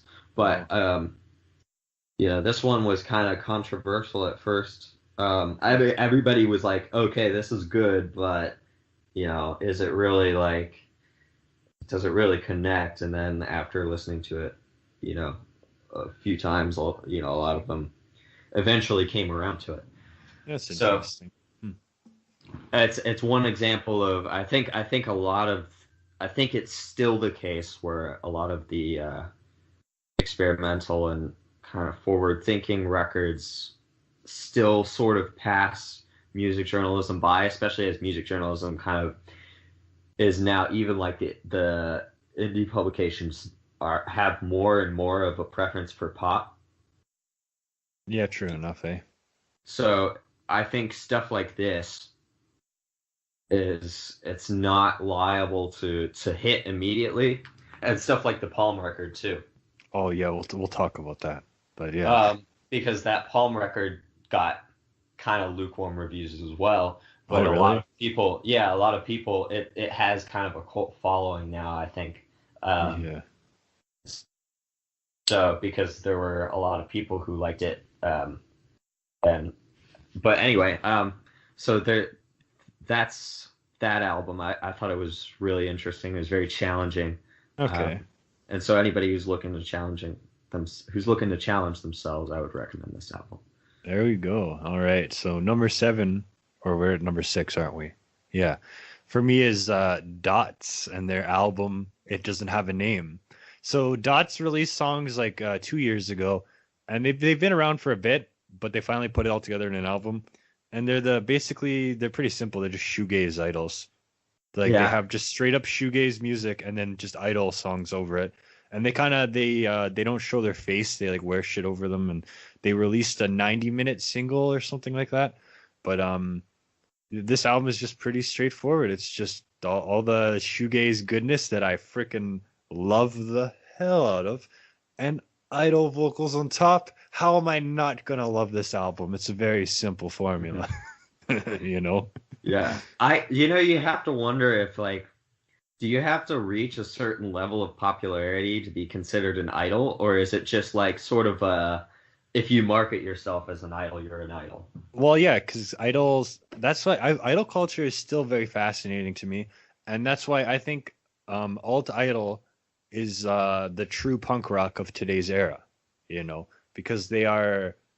Well, maybe in that context, but obviously we don't have that sort of infrastructure here, so it Yeah. doesn't make a difference to us. But Oh, um, I know what you mean. Yeah, but to me, it's like that. I don't know. It's just that energy and the fact that they keep doing stuff like this. That people are just like, let's make shoegaze music and idol singing is over, because idol singing is definitely a very defined style. And because I feel like it's almost like threaten. Do you do you know anything about threaten? yeah, So he for those who don't know, he pretty much faked fame. So he had a bunch of he had a bunch of videos of him performing quote unquote live shows, which were not real live shows. yeah, Um, and it was like he tried to make it look like it was filmed on an iPhone and everything, and it's like, but it wasn't an actual real live show. And and he also had like music videos and tried to like fake that he was an established person in um in metal music, and he booked an entire tour and with these like with pretty well established larger venues, and like they like hyped it up, and he hyped himself up, making him seem like he was the kind of person who could pack out this venue, and yeah. nobody came. um and the band was just playing to an empty room for a lot of these venues. And the And thing is, like, the guy doesn't suck. Like, he can confidently do things. He doesn't like his music yeah, is whatever, but he can confidently play and sing. yeah, well, and he also tried to play it off like it was like, oh yeah, you've been uh taken by my grand illusion, I am the puppet master. It's like it's so lame, because it's Yeah, like he's the one who's like the victim of this, the because grand illusion he the grand illusion is that anybody actually, cares about yeah, him. yeah, because because I mean he was playing to empty rooms, like that can't feel good, you No, know. no way. It's like, so why would you just set yourself up for that failure, you know? Yeah, But it's his fascinating. his statement, this is his statement word for word. What is fake news? I turned an empty room into an international headline. If you are reading this, you are part of the illusion. Okay, sure. So anyway, the way this pertains to the subject at hand is that I feel like some of these idol groups are kind of like that. Like they call themselves idols and like pretend to be famous. Because I can't imagine that a shoegaze idol band would get famous. No, Then not at again, all. and listening to the production of it, it's like the production on the album is all over the place. Like, Yeah. um, it sounds like a home recording, like a home recording by somebody who had a reasonable amount of equipment. Oh, Um, yeah, I know what you mean. Because like, yeah, the songs do vary a bit, and there's mhm. some tracks on here where I think there's a lot more of the electro elements, and those are really great songs. But I also, I just love I love everything about shoegaze music except for the vocals sometimes. So I was very happy that this album exists because it has all the aesthetic about shoegaze that I love, and then with idol vocals and singing over it, which I also love. So it's just Yeah. kind of combining two things that I really like. Well, and there are uh popular groups like like for instance the group Shinsei Kamate-chan is signed. I don't know if I'm pronouncing that correctly, but they're signed to Warner Japan. Yeah. So, and they are bonkers. They are insane, and it's impossible to imagine this group being popular, but they are. Yeah, and They there's groups like they've had Passcode. yeah. So it's possible that it could be, that they could be famous and that they could have a reasonable backing. But I feel like it's a lot more like that they're an idol as far as their marketing, and that's sort of their marketing niche. But Yeah. they're not actually idols in, The Japan. traditional sense, yeah. Or I know maybe what you they mean. are. I don't know. No, But Dots isn't a very popular group. what I will say is that some of the tracks I liked, but a lot like the production hurt my ears on a lot of tracks. Um, like uh, it was like on the fifth track, for instance, and then also the difference between the tracks. Like for instance, the sixth track, on the other hand, sounded like a bit dull sonically. Like a lot of the harsh frequencies were taking out the guitars and the drums were darker. So it's just as far as the production goes, it was very strange. But I found myself liking the less shoegaze tracks. Like the Yeah. second track I liked. Second track's Uh, amazing. Yeah. and I liked the third track. Um, so and the ninth track was good. I really liked the ninth track. I But think yeah, it's a neat project. Definitely. yeah, I would like to hear their that 190-minute single with the noise interlude and all of Yeah. that.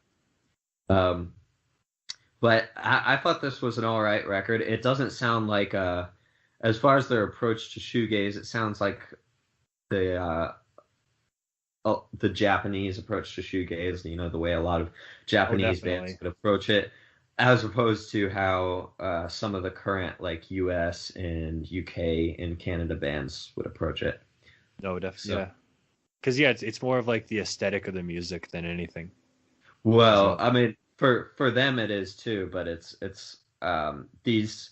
I think a lot of Japanese shoegaze uses more of the distorted guitar tones, right? Whereas you find shoegaze here, and it's a lot more like dream pop, maybe Yeah. with some Yeah. more aggressive moments, but it's still got that like low energy level.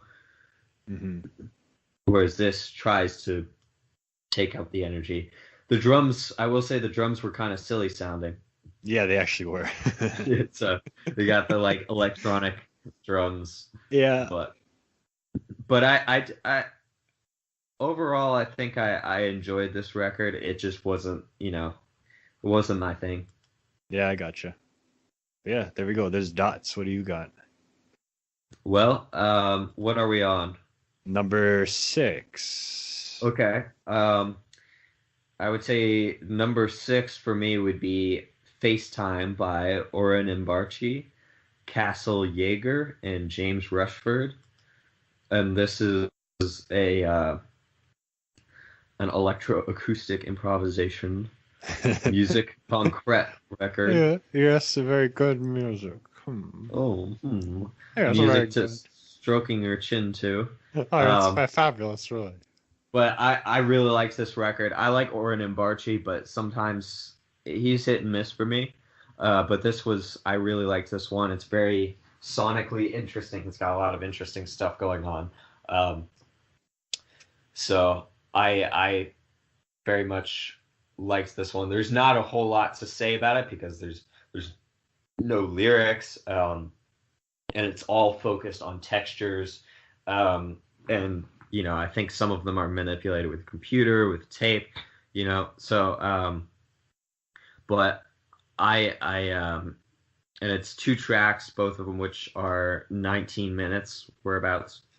Um, so it's but for anybody interested in checking out some more experimental music from the year, that's a really good one.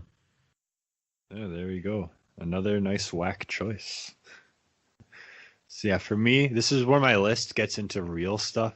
So this is like the real segment of my list.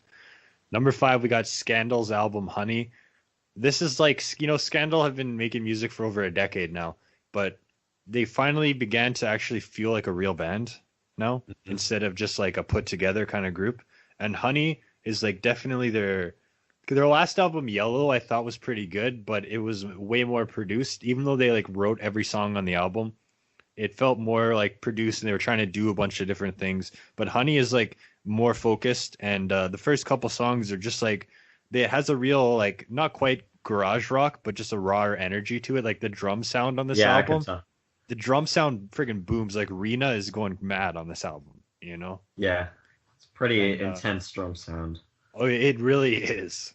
And it's great because Mammy and Rena have both come as like just great. They're great songwriters. And Mhm. since they've had so much time to develop as a band, they have a really solid sound now. So there are a couple of songs on this album that weren't great.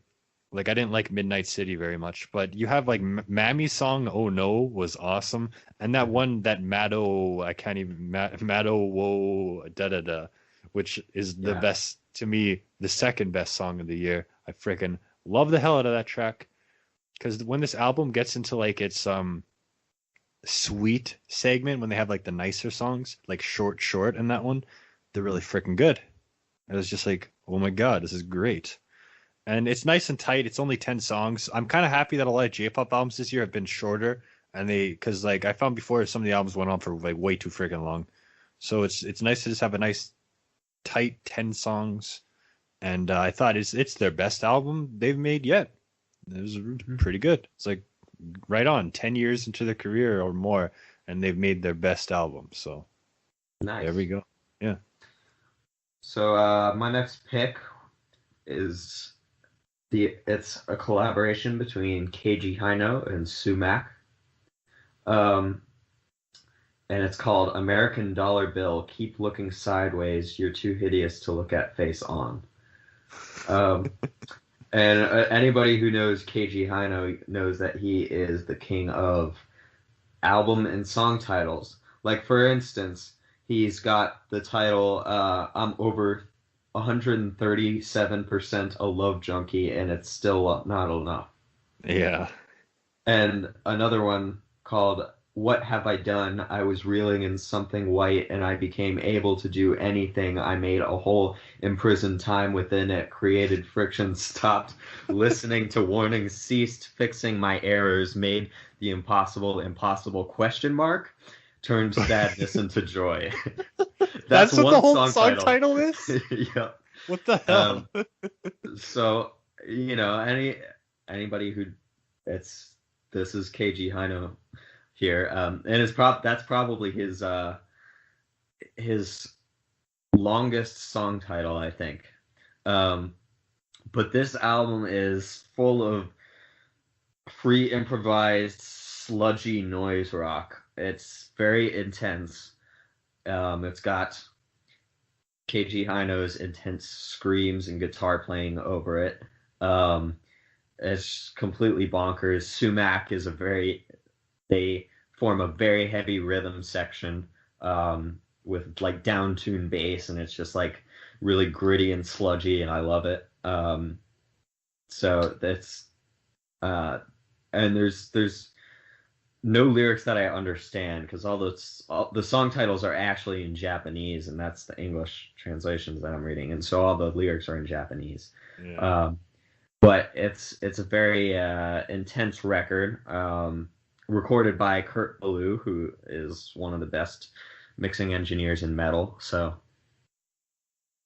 Yeah, it yeah. was neat. The one song you put was neat. It kind of passed me by, but I Mhm. thought it was cool, you know? Yeah. Well, if you listen to it over and over again, you'll notice new details, and it's very Yeah. intense. It's got, there are no melodies to it really. It's just all intense noise freakouts. Oh, well, yeah, that might be interesting to listen to the whole album. So next for me, here we'll finally talk about it is Palms Rock Island. This is Yeah. as soon as I listened to this album, I was kind of like, what? What did I listen to? This is one of the only times in recent history, the last couple of years, where I listened to an album and thought, what the shit did I listen to? Because what is this? What is this album? It's hard to describe. I mean, they started out as like a math rock, noise rock, experimental rock band, and then with this album, they started incorporating MIDI pickups. Yeah. So all of the sounds you hear on the album are guitar, Yeah, but they don't sound like guitar. this blew my mind when you posted that live video. I was because I was listening to the album. I was like, these keyboards are crazy, and then you see the guy playing guitar, and it's just like, excuse me. It's like no, it's not. There are no actual keyboards on the album. It's all triggered by a MIDI pickup system in Okay, that makes one of sense. one of the guitars. So he's triggering those sounds and running them through pedals and everything. And And it's my favorite song on the album is Composite, and it very much has like a Beach Boys verse to it. Like yeah, it's definitely a Pet Sounds thing going on. yeah, But and then you watch the live video, the guitarist is hitting it so hard, all those like ball, yes. ball, you know? And this freaking album was oh my god. It like is. It's like very. I might say more on it because it does feature in my list later. yeah, but it's like I pretty much like have come to disregard all this kind of music, but this album got to me because it had such a strange sound and quality to it while Mhm. still being enjoyable to listen to, you Yeah, know? Because like this, like what again, like what is going on in these songs? Like as soon as I heard the first song, you hear all these crazy sounds. It's just confusing, but it's like nothing I've heard before. It's not like it's just like loud guitars and on all this other kind of whack stuff. Like it's just literally like I haven't heard this kind of specific tone, and I thought it was a pretty good album. yeah. Safe to say. So my next one is Reverbed, subtitled No Input Mixing Board 9 by Toshimaru Nakamura. He is a Japanese experimental artist who a lot of what he does is he uses a no input mixing board, which is when you take a mixing board and you plug in outputs into the inputs so that it makes a feedback loop, and then he affects it in various ways. So it's all of this album is created with feedback loops from a mixing board. Okay. But some of the things he's able to do with it are pretty mind blowing. It's very texturally interesting ideas. It's not a lacking album at all. It's not novelty because he's done this for years, for decades, and yeah, it's very texturally interesting. There are, it goes into ambient, it goes into noise, it goes into glitch, it goes into drone, um, and he overdubs a lot of stuff. And I've done stuff with no input mixing board, and it's very hard to do what he does here. Yeah.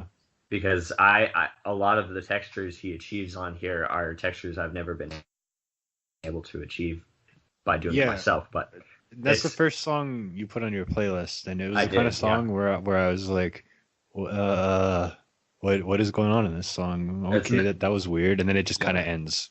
Because it's not quite a song per se, but it's just like it's all textures. But yeah, I mean, I like a lot of that kind of stuff, so it's Yeah.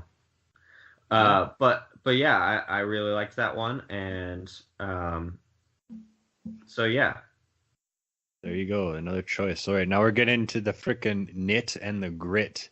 Number 3 for me is Haru Nemuri and Haru Tashura. How do I start this album? I liked it. I think that Haru will make better music the more music she makes. Mm-hmm. But this is an album that it's kind of, to me, instantly eye-popping because of her artistic statement and aggression. Ear-popping. Because of her aggression and this artistic statement. And because it's cool. It has like that, she has her rapping, and then you have like the noise and the guitars and stuff doing cool things. But at the core of it, it's just her voice and delivery felt so genuine and passionate on this album. And it really, while I was listening to this album, I was listening to it in bed. I was just like, hey, I'm just going to close my eyes, listen to this album. It was the kind of thing where I was like, oh, this is freaking good. It's the kind of album where like, I have to make better music because I listened to this album. And here is this young artist who's making this music that freaking is electrifying to me. And really is just I don't even know, like the main single Sakai Wo Da Da Da Da Da. This song, the guitar in the chorus of this song drives me crazy. I don't know.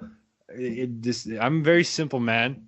If I hear something like that, it literally like I don't know why I think it's as cool as it is, but it drives you crazy because it just pops up in the chorus.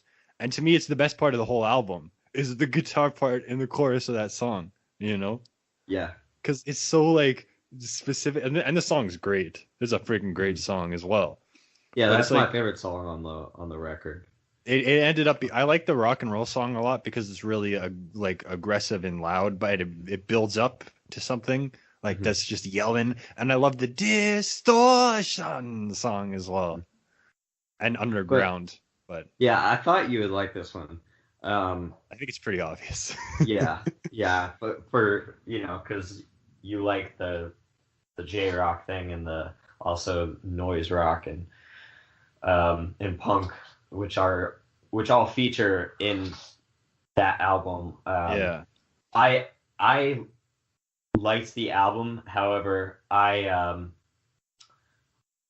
feel more like I more saw potential in it. Than it didn't. It wasn't one of my favorites of the year personally, but I really liked a lot of things about it. I liked the mix of genres. I feel like she's going to get better at executing them because it's definitely got a bedroom recording quality about it. The album to me, like it needed to cut the 3 remixes out and add 2 more songs to be really great. Like it needed just like a little more because the remixes are pointless.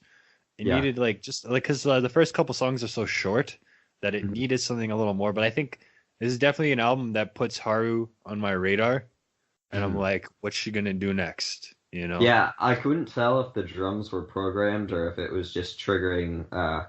She was just using triggers on the drums, but I wanted more live drum sounds or especially sounds that were. It's cool because like she produced this album too. Yeah. And that's the part to me where I was like, oh man,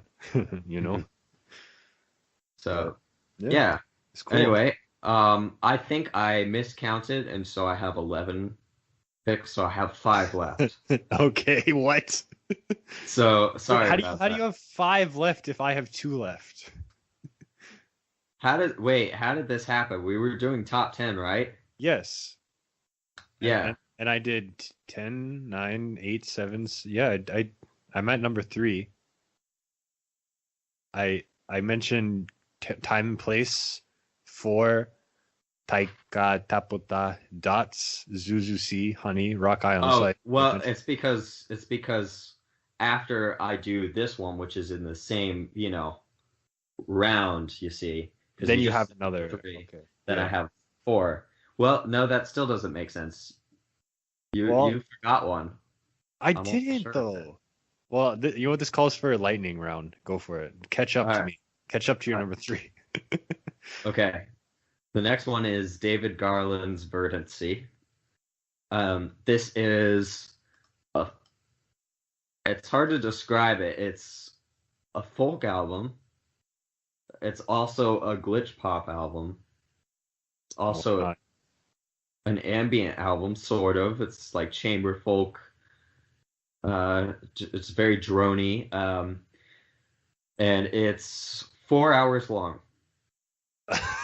okay. I have, as far as listening to it all the way through, I've only listened to it once, but I've listened to several of the tracks multiple times. Um, 4 and- hours long. I thought I was like making an achievement of listening to that one Sun Kill Moon album that was 2 hours. Never mind that. oh yeah, this is pretty. I mean, it's the longest album I've ever listened to all the way through. Now I Yeah. have.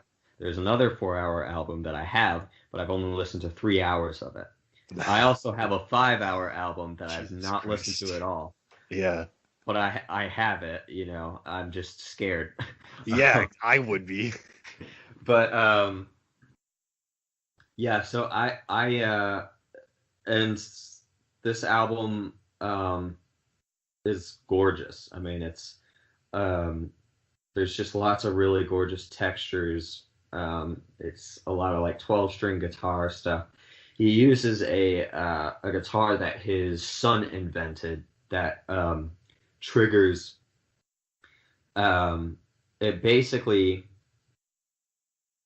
what he plays triggers a computer to make the guitar strings resonate in a certain way. So there are lots of like ringing drones that happen as a result of what he's playing. Oh. Um, it's very I like it a lot. Hmm. It's and there are vocals on some tracks. Some of them are instrumental. There's like lots of variation in instrumentation, and for an album that's 4 hours long, it's very well recorded and mixed. It's Yeah, that's all pretty wild. Like, how long is it taking you to put together an album that long? I know. I imagine probably a lot of it was recorded live, but it just sounds very lush and it sounds very lush and beautiful. Hmm. So that's that album. It's 4 hours. If you have 4 hours to kill, There you go. put it on. It's very relaxing, so it's like you could put it on in the background if you wanted to. Huh. Yeah, I guess give us another one. All right. The next one is Denzel Curry's Taboo. Taboo spelled capital T, capital A, 1 3, capital O, capital O. And this is a rap album, and it is a trap album as well.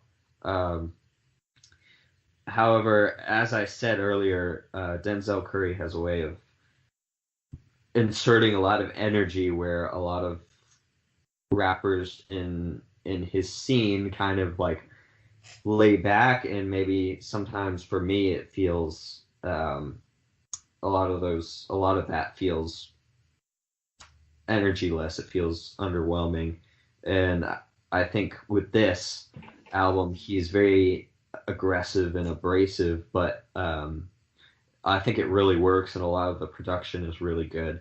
Um, at first I liked it, but it really became one of my favorites of the year as I listened to it more. So this is a really good one if you feel like checking it out. It's a little bit lyrically, it's a little bit all over the place, but it's very good. It has even though it's like a lot of it's trap, there's a lot of it that's like slightly more boom bapish, and then you got one track that has a JID, the rapper who is a dead ringer for Kendrick. Um, so and it's got JPEG Mafia, who also released an acclaimed rap album this year. So this one was surprisingly underrated by a lot of publications. I would have thought that this one would, because it was pretty well received audience-wise. I would have thought that this one would have done well critically, but I really like this. This song in your playlist is pretty decent. I guess I just not had an ear for rap at all this year, but sounds like one to check out anyway. So anyway, I've got 3 left on my list now. Okay, so now we got official number 3. Yes. And are you you did number 3, correct? Yes. Okay.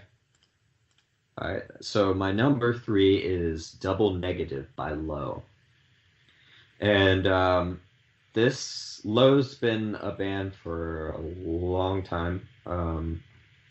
Since the early 90s whereabouts. And they're most famous for very slow, very sad, a very slow, very sad brand of indie rock called slowcore. So all of their material is like this, slow, sad. So whenever you go into an album of theirs, you know what you're getting mood-wise. This album is no different. However, this album is very different in the sense that it's a lot more experimental. There's a lot more like industrial elements, like a lot more glitch and noise elements. The first track, for instance, is very distorted and blown out, but it's still like got that. It's still like ethereal and subdued. So if you want a very sad listen, which I frequently do, this album is for you. And yeah, I don't remember at all the song that you put in your playlist. It was just, I think, another one that just kind of went by. I put a lot of songs in there, so it's understandable that some of them passed you by. Especially something like that, yeah. Mm-hmm. This is an album that you have to listen to as an album by itself. All the tracks are segued, and it's all the songs are kind of like one idea, and they are made interesting in context of the album. So even though after you listen to the album, you can listen to those songs and you're like, okay, I can listen to this as a song because I have the context now. So that's my number 3. All right, so now we're on to number 2. My number 2 is no surprise. If anyone was, if I was the weather and you were the forecaster, your forecast would be right on the nose. It's Psycho Amore Kusakawa Party. Now, Kusakawa Party is, compared to her last 3 albums, it's significantly dialed back in terms of its overall ambition. It's only 10 songs for one. Yeah. And it's definitely like, it's not as like Kitty Gaia was a big album. Like Psycho collaborated with a lot of people on it, and there was like a bigger sound. Like Dogma Magma really says it all about the whole record, Mm-hmm. And Tokyo Black Hole as well had a bigger sound and everything. But Kusakawa Party is more of just like a boom, just throwing things out there, and it's a lot of energy, a lot of aggression, a lot of just.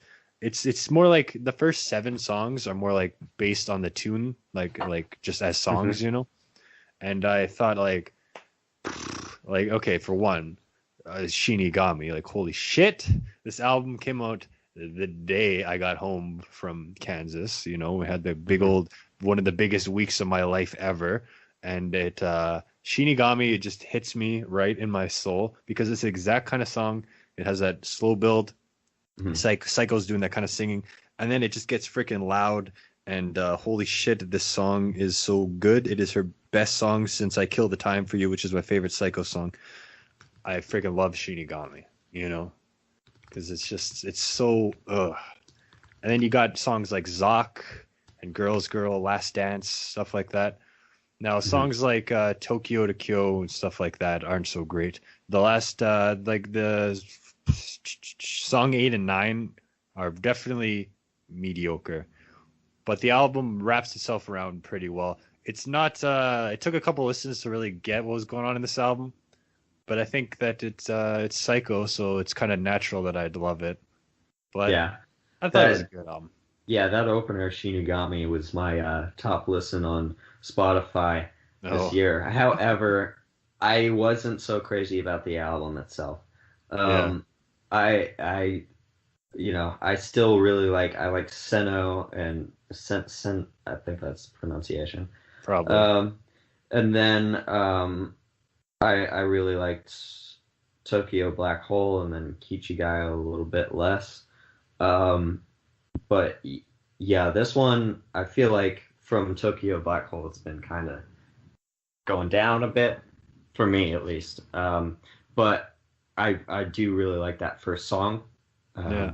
So anyway, my number two would be "You Won't Get What You Want" by Daughters. Put it And that high? this, yes, Oh, this is a an industrial noise rock album. Um, and you did hear the track in my playlist, which was "The Reason They Hate Me," which is the most poppy track on the album. yeah. Uh, I thought it was okay. It's definitely loud. yes, the whole album is pretty loud, and it's very abrasive. It recalls a lot of like early Swans, Big Black, um, a lot of like more of the industrial side of noise rock. Um, and it's so well paced as an album. It's like it's very well recorded. The production works perfectly for it. There's like lots of keyboards, even a lot of the guitar work is very interesting and not the kind of thing. It's very it's not something that I've heard a lot of. The kind of guitar work on this record. So I really liked this record. It's my number two. You know the just for mainly being this big slab of noise rock. There you go. Daughters. Okay. Now we got the cream of the crop, number one. My number one choice is freaking obvious. Hmm. It's Bandmade World Domination. Freaking love this album. Freaking love this band. This is an album for me that as soon as I heard it, I knew that it was a new classic. As soon as I heard it, I was like, this is like this is it. You know, this is what I Hmm. am talking about. Bandmade have come such a long way from their beginning, and they finally came through as songwriters on this album as well, because they basically wrote everything on this album for the Yeah. first time. For the first time, they wrote their own songs, you Hmm. know, and it's really just oh freaking I can ramble forever about how much I love Bandmade in this album because it's just it hits me, Hmm. you know. Yeah, as far as as far as what it does, it's very well executed. It's not my kind of thing, what it does, and also that bass drum sound is It's clicky. yeah, it's It's, very yeah, clicky. It's not the kind of bass drum sound that I would use for what they're trying to do. yeah. But I think a lot of the riffs is very well performed. It's well written, so I appreciate it. The vocals are really good. Oh yeah. So How do you say it's it? Is it ano an mo an anemone. anemone? Is that how you say it? Yeah, it's. Do you not know what an anemone is? I know it's a flower. It's not a flower. What is it? It's like that. You know what clownfish live in? Okay. Yeah, that's an anemone. Oh, okay. Because that song was so freaking good that it made like when daydreaming and whatever when those two songs played, I was like, Bandmaid's the band. This is it. This is the freaking like that's when I did that kind of stuff when I freaking went crazy because that song to me is so freaking good. That Manimal domination. Yeah, like I was Should be going the crazy title of the album. when I heard this album. I was going mad. Like I was like, anyone who knows me knows how I feel about Bandmate now. Let's put it that way. I'm a fan. Nice. There we go. So my number one. I think I know what it's gonna be. Oh, you definitely know what it's going to be. It's going to be Rock Island by Palm, which was mentioned earlier in Manimal's list. Yes. And he should have included it higher, but he'll grow. I'm just thinking about what did I listen to the most and stuff like that, you know? So I really, this one hit hard on first listen, but it even grew more on me, as time went by.